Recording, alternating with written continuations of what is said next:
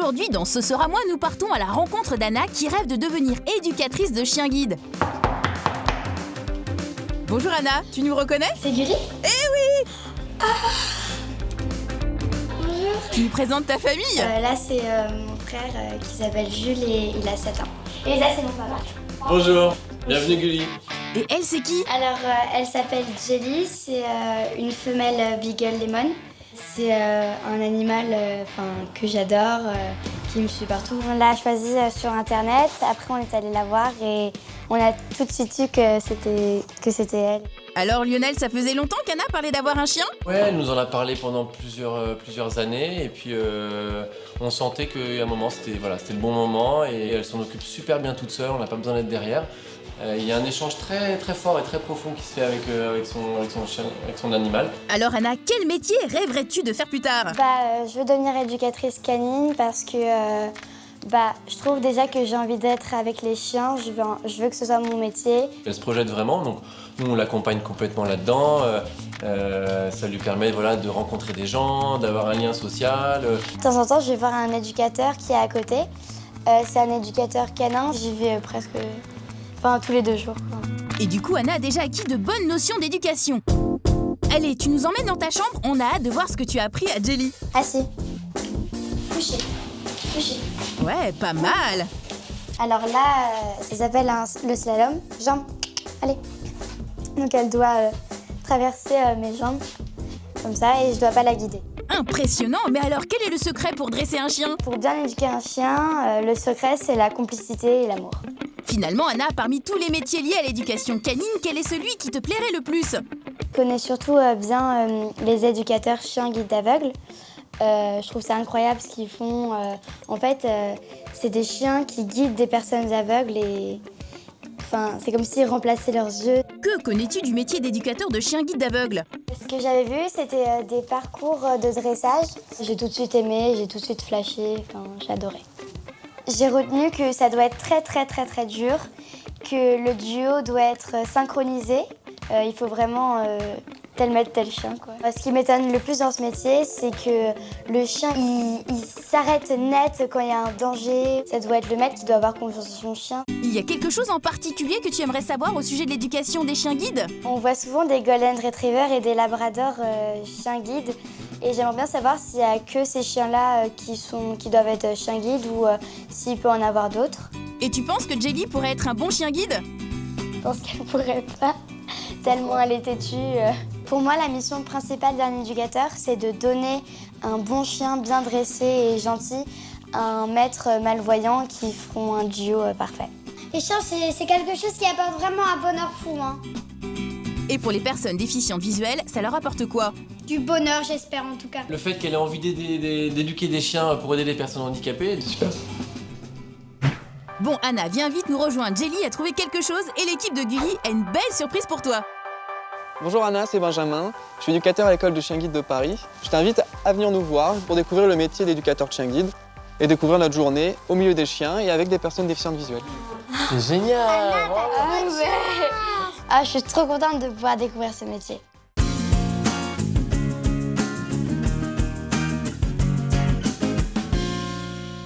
En France, plus de 65 000 personnes sont aveugles et près de 2 millions sont atteintes de malvoyance. Pour faciliter leur quotidien, les personnes déficientes visuelles peuvent être accompagnées par un chien, un fidèle compagnon éduqué spécifiquement pour répondre à leurs besoins. Et l'éducation de ces chiens étonnants, c'est le métier de Benjamin. Dites-nous Benjamin, qui sont vos élèves aujourd'hui? Alors je suis avec Juno qui est un berger blanc suisse et July qui est une labrador. Ils ont 1 an et demi et July bientôt 2 ans. À quelle heure commencent les cours à l'école des chiens guides d'aveugles? On commence à 8 h. Je vais d'abord m'occuper de mes chiens, donc les nourrir, faire leurs soins. Et ensuite je vais partir travailler avec mes chiens. Donc ça peut être des exercices d'obéissance ou des exercices de guidage. Que leur apprenez-vous? Alors, à savoir se déplacer, à savoir éviter des obstacles, trouver un arrêt de bus, trouver une porte, trouver un siège libre. Un chien peut comprendre jusqu'à 50 mots, 50 ordres différents. Cette éducation très spécifique ne s'improvise pas. 4 années de formation sont nécessaires pour devenir éducateur de chien guide. Pendant cette formation, on va apprendre tout ce qui est sur le chien et aussi on va avoir toute une partie sur le handicap visuel. C'est pas un métier qu'on va faire uniquement pour être avec les chiens, pour faire les caresses. Non, le but de ce métier, c'est vraiment de remettre des chiens à des personnes déficientes visuelles. Et pas question de remettre n'importe quel chien à n'importe quel maître. On va essayer de trouver un chien qui correspond à sa taille d'abord, au rythme. Et donc la personne va venir essayer différents chiens qu'on a nous sélectionnés et en général il y a un coup de cœur. Quelles sont les qualités d'un éducateur de chien guide? Il faut avoir un bon sens de l'observation, être patient, être capable de s'adapter à tout un tas de situations et avoir aussi une bonne condition physique. On fait facilement 20 km par jour. Et un chien guide, quelles sont ses capacités? Un bon chien guide, c'est un chien qui doit être très attentif à son maître et à l'environnement qui l'entoure. Un chien qui va avoir un bon sens de l'orientation, qui va aussi être capable de prendre beaucoup d'initiatives. Il y a des chiens qui ne sont pas faits pour être chien guide. Et oui, certains chiens sont réorientés. Par exemple, s'il n'a pas les capacités à apprendre les ordres nécessaires ou ne parvient pas à se concentrer suffisamment. C'est toujours le moment un peu difficile parce qu'on s'investit sur des chiens et on se rend compte qu'ils ne peuvent pas devenir chien guide. Quel est le parcours des chiens avant qu'ils obtiennent leur diplôme? Ils naissent à l'école, ils vont rester avec nous jusqu'à l'âge de 3 mois. À 3 mois, ils vont partir en famille d'accueil. Ce sont des familles qui sont bénévoles et qui vont garder le chien jusqu'à l'âge de 1 an. À 1 an, moi, je vais récupérer le chien et je vais l'éduquer pendant 6 mois pour le remettre à une personne déficiente visuelle. Et à la fin, le chien valide son éducation en passant ce qu'on appelle un certificat d'aptitude. Le chien passe un examen, c'est fou! En quoi ça consiste? Je vais partir au bandeau, donc les yeux bandés, et je suis noté et le chien obtient son diplôme. Une fois le chien diplômé, Benjamin mène un stage dit de remise pour préparer le futur maître et le chien à vivre ensemble. La personne déficiente visuelle va venir pendant 2 semaines à l'école et ensuite, moi, je vais aller 1 semaine chez elle. On va lui apprendre à se servir de ce chien en fait. C'est des choses assez simples, mais quand on voit pas, c'est beaucoup plus compliqué. Mon travail est terminé quand la personne déficiente visuelle part avec son chien avec que le sourire et que tout roule et qu'il n'y a aucun souci.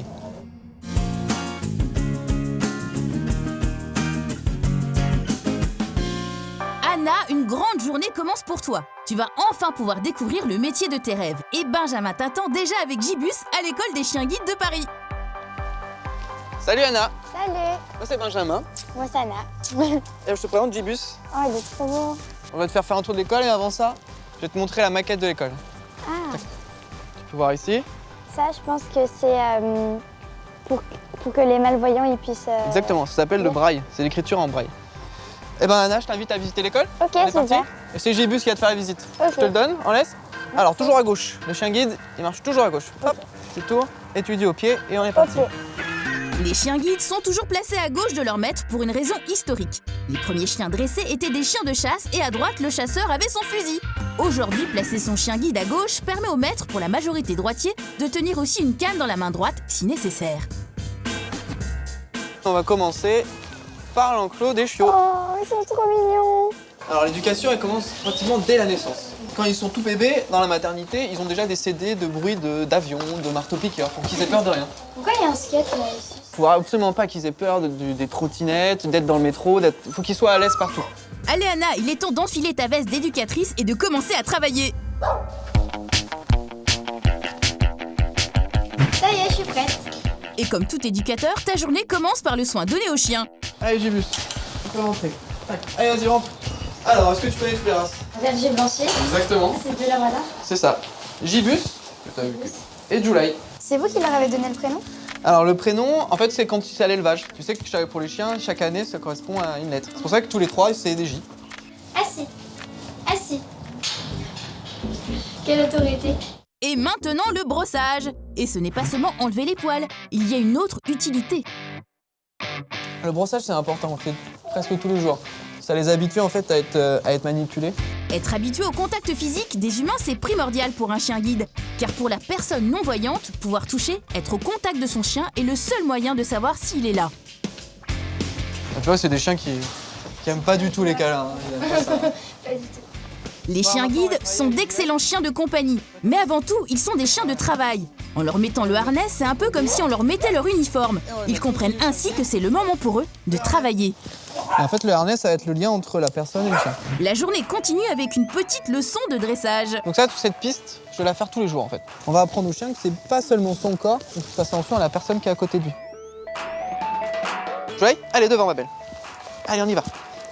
Des cas particuliers, tu vois, là, elle s'écarte. Et là, il n'y a pas de solution. Alors qu'est-ce qui se passe? Elle s'assoit. Donc on va chercher. Est-ce qu'il y a quelque chose par terre? Non. Est-ce qu'il y a un poteau en l'air? Non. Ah, sur les côtés. Ah ok, c'est des poubelles, j'ai compris. C'est bien, Joël. Comment vous faites pour lui apprendre ça? Parce que ça doit être très difficile. Au début, naturellement, elle va vouloir passer. Donc je vais l'arrêter. Non. Tu vois, ici, on peut pas passer. Je vais l'arrêter. Je vais la faire s'asseoir. Et je vais mettre derrière sa récompense, son jouet. Et c'est en répétant. On va répéter ça tous les jours. Pour éduquer ses chiens, Benjamin passe par une méthode dite positive. Être ni trop strict, ni trop sévère et utiliser des récompenses, de la nourriture ou un jouet, comme pour July. Alors Anna, ce que je te propose, c'est que ce soit toi qui prennes le harnais maintenant pour que tu ressentes un peu les mouvements. Toujours à gauche, tu prends le harnais, tu détends bien ton bras et tu vas suivre July. Alors on lui dit quoi pour partir, tu te souviens? Devant. Exactement. On sent bien le harnais. Ça tire, ça nous pousse vers là où on doit aller. Je vais reprendre le harnais parce que je vais te montrer un autre exercice. Ok. Ok? Parce que si moi je pense en fait qu'ici je me dis non mais il n'y a pas de vide ici, viens on va par là. Elle tout de suite elle va me bloquer. Elle fait non on va pas par là. Ça fait partie vraiment de la fin de l'apprentissage où on va lui apprendre à désobéir. Même si je me fâche, tu vois? Elle veut pas aller là-bas. Elle fait non c'est là-bas, quoi qu'il arrive. D'accord. C'est incroyable quand même. Anna, tu sembles avoir bien compris la méthode. C'est donc le moment de ton défi.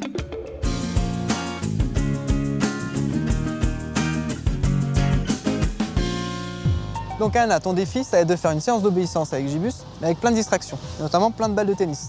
C'est super important parce que quand il sera avec son futur maître, il devra travailler quoi qu'il arrive. Même s'il y a un enfant qui joue au ballon, qui joue avec des balles, s'il y a un bout de poulet par terre, il doit rester concentré pour pas que son maître se prenne des obstacles. Je te montre et après c'est toi qui fais? Ok. On va lui demander, Gibus, va à ta place. Voilà. Il va aller à sa place. Ok, couché. Couche-toi. Couché. Super. Au pied. Au pied. T'essayes? Ok.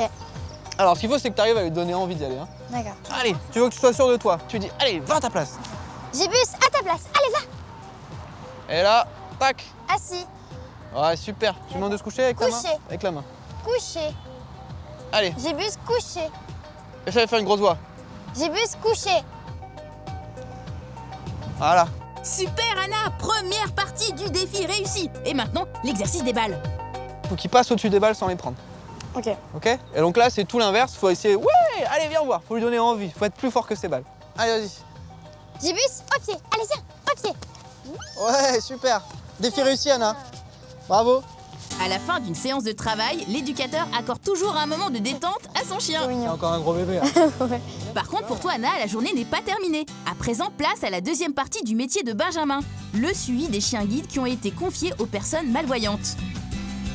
Salut Antoine. Bonjour. Donc Anna, je te présente Antoine. Je te sers la main, Antoine. Bonjour Anna.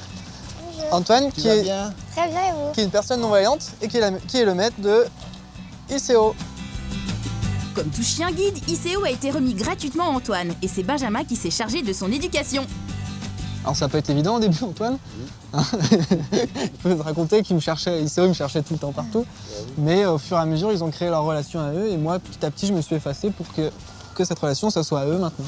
Antoine, qui est un grand sportif, on a appris aux chiens à courir autour d'une piste d'athlétisme. ICO, c'est un coureur. C'est ça qui est génial dans mon travail, c'est que je vais m'adapter en fonction de chaque personne. Antoine, je vais pas le faire le même travail qu'avec une autre personne. À quel moment ICO est le plus utile pour vous? Pour avoir de l'autonomie, faire par exemple pour aller au stade ou pour venir comme ici à l'école. C'est vraiment une liberté qu'on n'a pas avec la canne. Hein. Et est-ce que aujourd'hui, maintenant que vous avez un lien, vous pouvez vivre sans votre chien? Non. Parce que nous faisons vraiment fusion. Bon Anna, comme une véritable éducatrice, tu vas maintenant te mettre à la place d'un futur maître en travaillant au bandeau pour que tu te rendes compte de ce que ça fait quand on est aveugle. ICO, viens. Au pied. Voilà. Très bien. Alors déjà, on va mettre ça. Je peux poser le harnais? Attention Anna, ICO s'en va. Alors, il est où le collier? Il est là. ICO, viens. Très bien, viens là. Attends. Est-ce qu'on est bon? Bah ouais, On est prêt à aller travailler? ouais. T'as vu, t'as l'impression que mettre un collier de laisse, c'est tout simple, mais quand on voit pas, c'est beaucoup plus difficile. Hein. On est parti? Direction les rues de Paris pour s'entraîner sur le terrain d'Antoine et d'ICO. Allez, on y va. Oui, attention, doucement. C'est haut, ligne. Allez, cherche les lignes. Conduire son maître dans la rue en toute sécurité, c'est l'aboutissement de mois entiers d'éducation. Attention. Oui, attention. Tu vois comment il gère ça? Il va ralentir. Parce qu'il y a un passage étroit, il y a du monde, tout seul. Antoine, il sait pas qu'il y a tout ça. Il y avait un échafaudage, Antoine. Ah oui, d'accord. Ici haut? Ici haut, ici haut. Lettre. Oui, voilà mon chien. Cherche le métro. Allez, cherche le métro. Allez, on y revient. Allez, ta place. Allez, descends. C'est haut, ticket. Allez, ticket. Allez, cherche le ticket. Donc Antoine, il entend les tourniquets là. Donc il va pouvoir lui demander de trouver le ticket. Le ticket. Allez, cherche. Oui. Super. Voilà. La porte. Allez, Oui, voilà, mon chien. allez. On lui demande de trouver un siège? Siège, ici haut. Allez. Je trouve ça incroyable, cette confiance avec ICO et le maître. Et il sait beaucoup de mots. Ok, et on sort à droite, Antoine. Fin de journée, ICO, Antoine, Benjamin et Anna ont bien travaillé. Le temps est venu pour tous de profiter d'un moment de détente bien mérité. ICO, devant. Allez, devant. Du coup, c'est moi qui vous sers de guide. Oui. C'est mon chien bipède. J'ai passé une très bonne après-midi avec vous. Eh bien, moi aussi. Eh bien oui Anna, c'est déjà le moment de dire au revoir à Antoine et à ICO et de retourner à l'école des chiens guides pour faire le bilan de ta journée.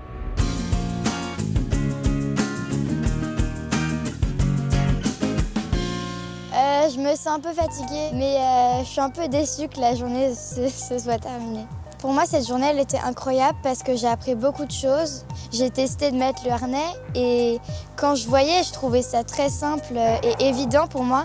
Mais en fait, quand j'avais les yeux bandés, c'était comme noir autour de moi et je ne savais pas du tout ce que je faisais. Le moment que j'ai préféré, c'est au cours de mon défi, quand j'ai travaillé l'obéissance avec Gibus sur l'arbre. C'est vraiment un travail de confiance.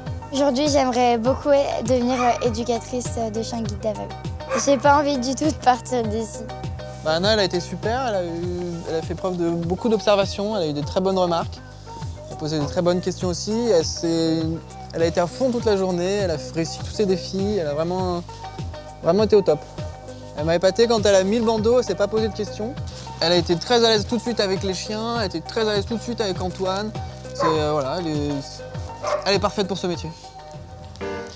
Bon Anna, on va laisser les chiots et puis on va se dire au revoir. J'espère que tu as passé une bonne journée. Ok, j'ai passé une très bonne journée, c'était vraiment super. Et j'ai un petit cadeau pour toi. Tiens, je te laisse l'ouvrir. Merci. Ah, trop bien. C'est sur la vie d'un chien guide. Oh, c'est super. Je te raccompagne. On va aller dire un petit au revoir au chien quand même avant. Ok. Et puis on est parti. Alors si toi aussi, comme Anna, tu adores être au contact des chiens, que tu veux exercer un métier utile aux autres, tu peux choisir de devenir éducateur de chiens guides d'aveugles. Il te faut avoir le sens des relations humaines, l'esprit d'équipe et avoir une bonne condition physique, car un éducateur marche beaucoup. La formation est accessible après le bac ou après un autre diplôme ou titre de niveau bac et dure 4 ans en alternance. Retrouve toutes ces infos sur le site onicep.fr/ce sera moi.